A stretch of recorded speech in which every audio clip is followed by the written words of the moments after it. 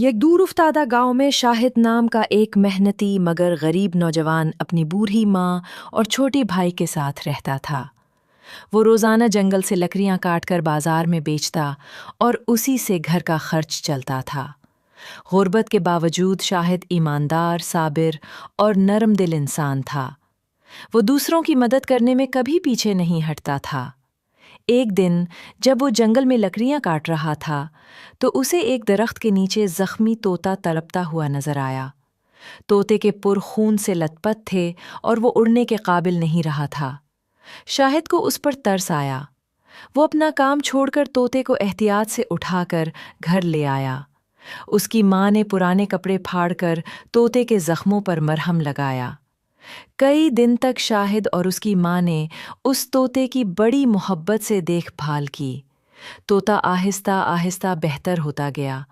वो अब उड़ सकता था, मगर फिर भी शाहिद ने उसे पिंजरे में रखा ताकि वो मुकम्मल तौर पर ठीक हो जाए।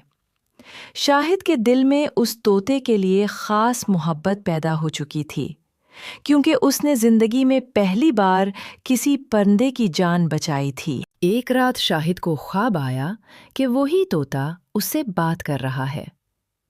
तोते ने इंसानी ज़बान में कहा, शाहिद, तुमने मेरी जान बचाई है। मैं एक जादुई तोता हूँ। अब से मैं तुम्हें रोज़ाना एक सोने का सिक्का दिया करूँगा, लेकिन एक शर्त है। ये राज कभी किसी को नहीं बताना, वरना सब कुछ खो बैठोगे। शाहिद ने वादा किया। अगली सुबह जब शाहिद पिंजरे के पास गया तो हैरान रह गया। वहाँ एक चमकता हुआ सोने का सिक्का पड़ा था। शाहिद ने खुशी खुशी वो सिक्का उठाया और दिल ही दिल में तोते का शुक्र अदा किया।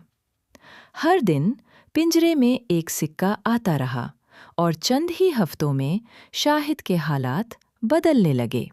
उसने माँ के लिए दवाएं खरीदी, भाई को स्कूल में दाखिल करवाया और घर की मुरम्मत शुरू करवाई।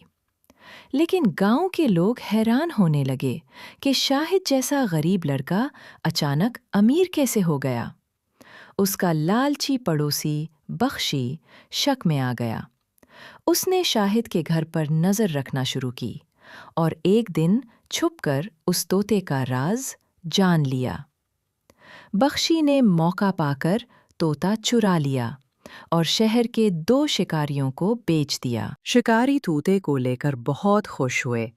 उन्होंने तोते के लिए कीमती पिंजरा बनवाया और उम्मीद की कि अब हर रोज सोने के सिक्के मिलेंगे। लेकिन जब सुबह हुई तो पिंजरा खाली था। वो जादुई तोता था जो सिर्फ नेकी करने वालों के साथ रहता था।